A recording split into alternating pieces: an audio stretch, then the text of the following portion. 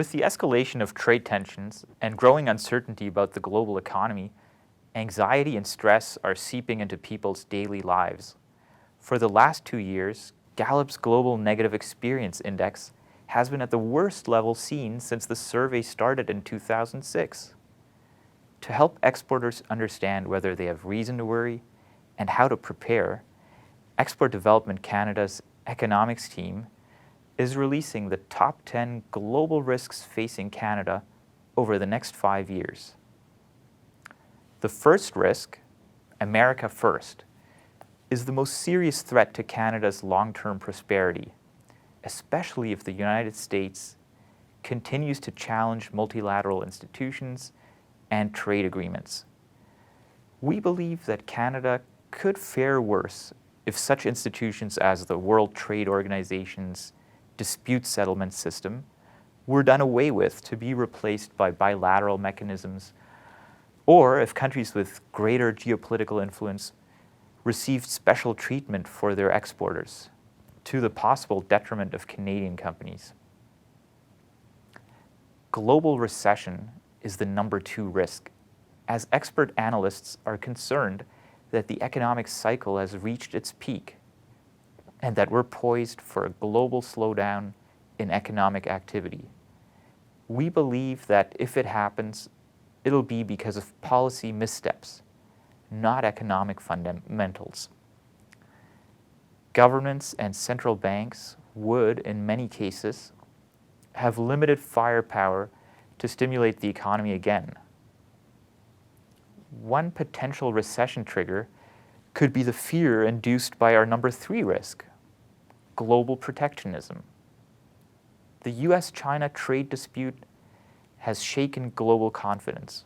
For example, many Asian countries that manufacture advanced machinery and components used in China to make goods destined for the US saw their exports decrease throughout 2019, putting a curb on growth. Trade disputes between America and other major economies, including the European Union, remain a risk and could spark mutual tariff increases, as well as casting a chill on business investment. This could lead to lower global demand for Canadian goods and services. Another top concern is risk number 4, US isolationism leading to a geopolitical void. The Trump administration has publicly rebuked several traditional allies such as Japan, North Atlantic Treaty Organization member countries, and the Gulf monarchies for allegedly free-riding on the back of American military power to keep them safe from external threats.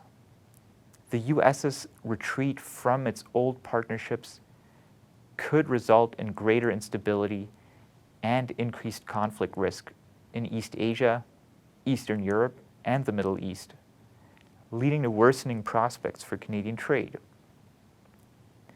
The global oil glut is risk number 5.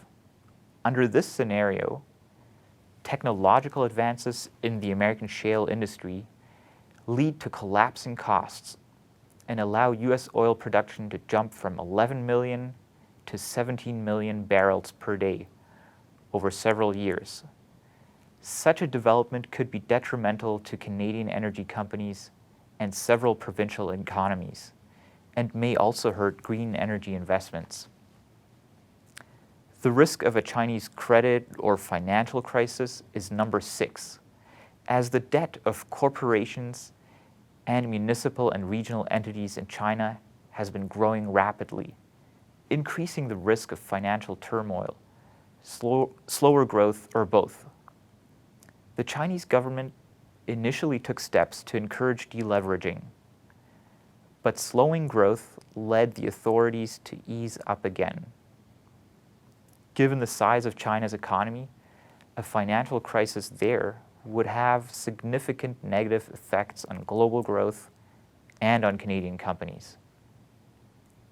Our number 7 risk, the prospect of a disorderly Brexit, refers to a scenario where the United Kingdom leaves the EU with no agreement on January 31st, 2020, or later if the deadline is again postponed. Trade between the UK and Europe would be severely affected.